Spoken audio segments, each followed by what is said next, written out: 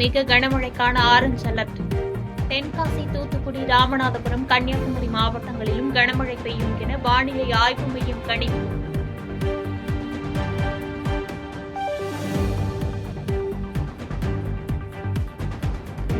கனமழை பெய்து வருவதால் குற்றாலம் பிரதான அருவியில் குளிக்க தடை விதிப்பு.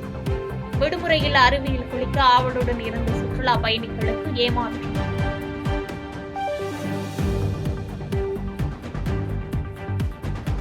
தமிழ்நாட்டில் பெண் பாதுகாவலர்களுக்கு பாதுகாப்பில்லாத அவலம் தொடர்கிறது. தாம்பரத்தில் ஒரே நாளில் பெண் எஸ்ஐ உட்பட பலரிடம் செயின் பறிக்கப்பட்டதை சுட்டிக்காட்டி எதிர்க்கட்சித் தலைவர் எடப்பாடி பழனிசாமி குற்றச்சாட்டு.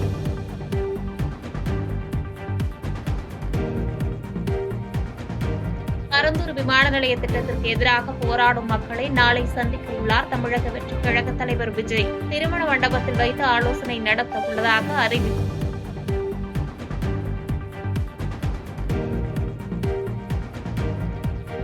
கொல்கத்தாவில் பழைய கார்கள் கண்காட்சி. காலம் கடந்து பயணிக்கும் வாகனங்களை கண்டு வியந்த பொதுமக்கள்.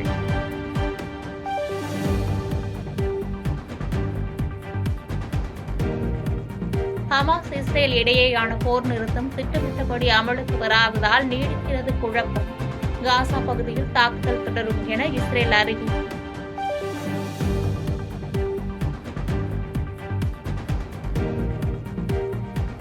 விடுவிக்கப்படும் பிணை கைதிகளின் விவரங்களை ஹமாஸ் அமைப்பு இதுவரை தரவில்லை என இஸ்ரேல் பிரதமர் குற்றச்சாட்டு. தொழில்நுட்ப காரணங்களால் பட்டியலை வழங்க முடியவில்லை என ஹமாஸ் தரப்பில் விளக்கம்.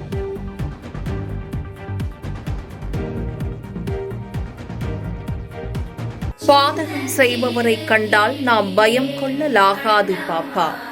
மோதி மிதித்துவிடு பாப்பா, அவர் முகத்தில் உமிழ்ந்துவிடு பாப்பா. அண்மை செய்திகளை உடனுக்குடன் தெரிந்து கொள்ள இணைந்திருங்கள் எம் நாடு தொலைக்காட்சியுடன்.